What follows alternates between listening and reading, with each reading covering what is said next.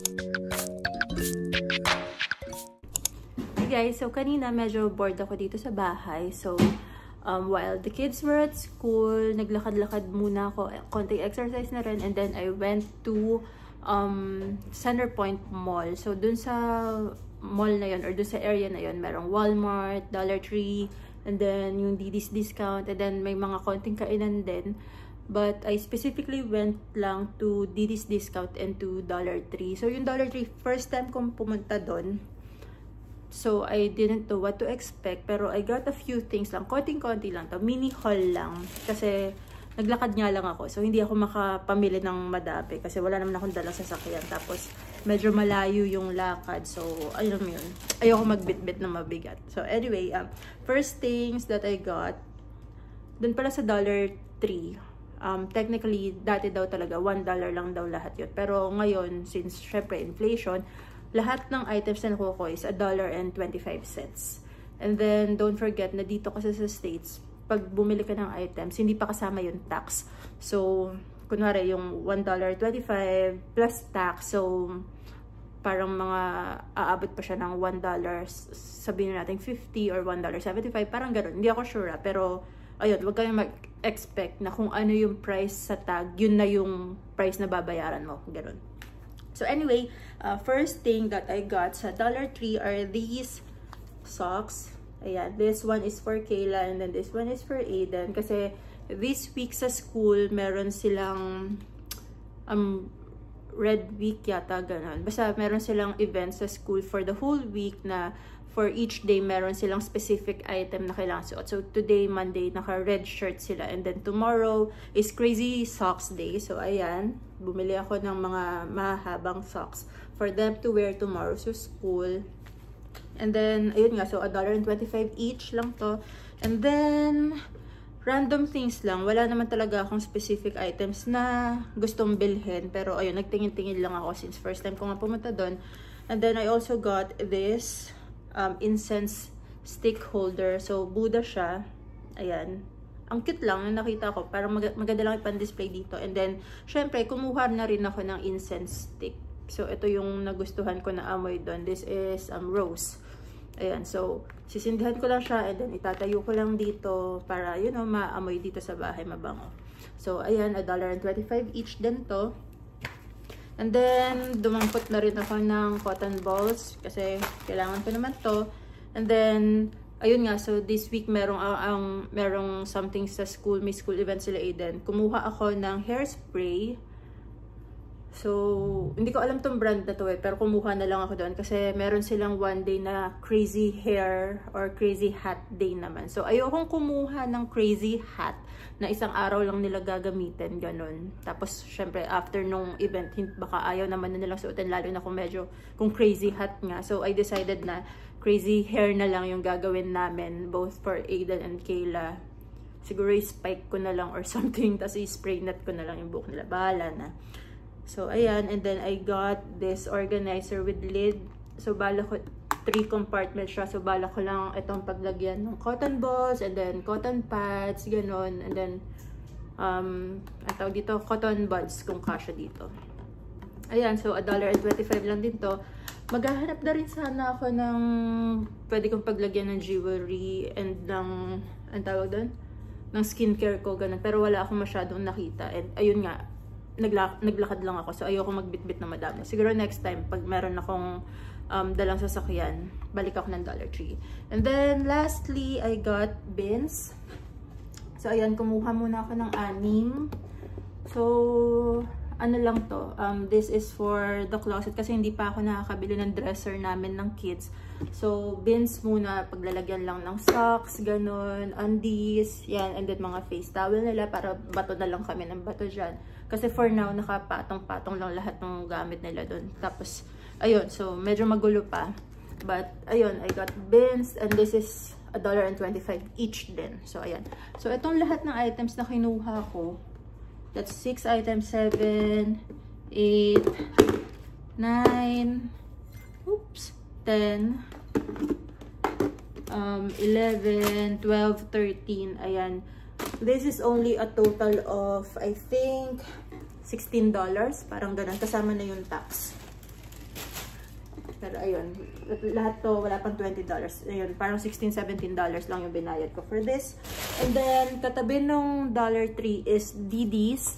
So, yung DD's nga is a discount store. So, tumingin-tingin na rin ako doon. Pero, ang bala ko lang talagang hanapin is yung sports, ano pa ang tawag doon? Sports shirt, parang ganun, parang jersey. Kasi ayun nga, yung event ng mga kids sa school, meron silang one day na parang wear your favorite sport jersey, parang ganun. Eh, wala naman silang sport jersey. So, yun yung initial na gusto kong hanapin sa DD's. Pero wala rin naman ako nakita. So, bahala na kung ano susuot nila. But anyway, I got a few things for myself. Kasi, wala pa naman ako nabibili para sa sarili ko talaga. So, I thought, ayun, bibili na ako ng konti. So, first things first, I got this one, hair turban. So, ganito siya, yung parang towel lang na ibabalot mo sa hair mo after you take a shower. So, itong isang box na to, this is $4.99. Ayan, so I got this one kasi pang sa amin ni Kayla pag after namin maligo. And then, I got 2 shirts for Aiden. Ayan. So, etong mga kinuha kong shirt, kasi sa DD's nga, discounted na yung prices. And then, meron pa silang clearance section. So, ito, ang original or ang comparable value niya daw is $7 for this shirt. Pero, binibenta nila sa DD's ng $4.99 lang. And then, I got it sa clearance section. So, nakuha ko lang siya ng $3.49. So, I got this shirt.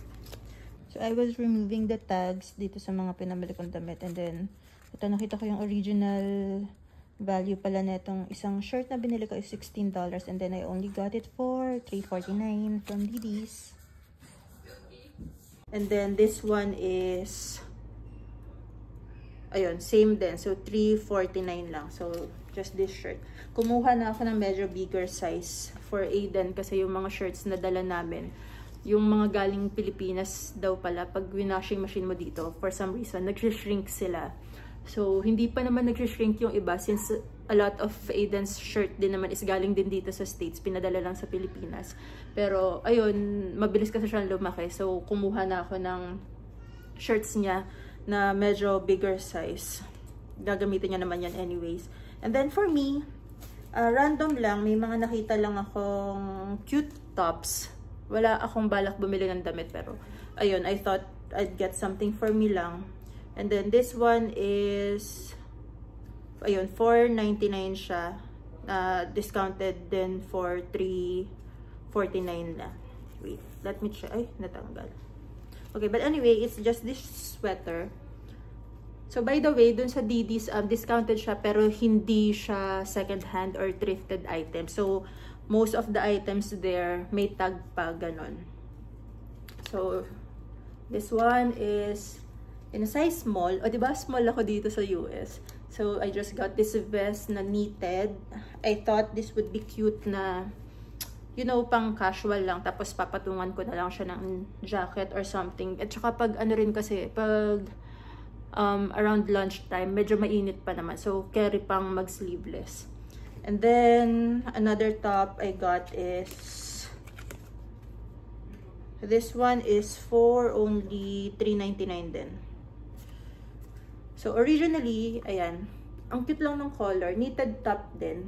Originally, I planned on using this as a pambahay lang, you know, lounging lang dito sa bahay. Pero, nung sinukat ko siya, ang cute niya pala. So, siguro pwede ko na rin gamitin palabas. I don't know, papatungan ko na lang din ng jacket or something. Pero, depende. Pero, ayun, ang cute niya lang. Super cute lang ng colors. Ayun. So, meron pa akong actually dalawang sinukat doon na parang knitted vest din. In medium. Pero, ang laki. I mean, medyo maluwag siya sa akin. Like yung sa armpit area, ganun. O, diba? Small lang ako dito sa US. And then, lastly, that I got are these sandals lang. Kasi wala akong dalang kahit anong sandals. So, there are these ones. Kumuha lang ako ng something casual that I can wear. Yung ano lang, yung mabilisang suot lang. Tapos I think babagay sa lahat. So, ang dala ko lang kasi dito is dalawang slippers, as in chinelas. Ganon. tapos 2 sneakers, tapos nasira pa yung isa kong sneaker, 'di ba? So ang dala ko lang is 1 Converse and then yung New Balance ko na sneakers. Yun kasi yung 2 pairs of shoes ko na medyo madaling ibagay sa lahat ng damit ko. And ayun nga, nasira pa yung New Balance ko. So yung Converse lang yung ginagamit ko all the time, as in everyday tuwing lalabas. And pag nag-chichinelas kasi ako dito, lalo na pag hapon, ayun nga, lumalamig na, tsaka pag medyo malayong lakaran, nagkakapaltos na yung paa ko. So, ayun, I thought na I'd get something na sandals lang for now, since hindi pa naman ganun kalamig. So, ito, kinuha ko lang din sa Didis. This is originally $12.99 siya, and then I only got it for $8.99. Ayan. So, simple black pairs lang. I think bagay ito sa pants, sa shorts, or sa dresses ko, ganon. Something na madali ko lang isuot na para hindi naman ako nakatsinelas. Alam mo yun, hindi naman ako laging nakatsinelas. Something na mukhang kahit papano, mukha akong nag-effort, ganon.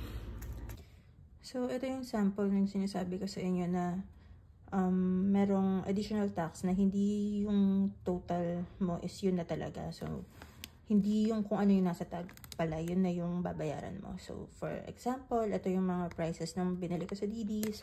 So, may $4.99, $3.49, ganyan.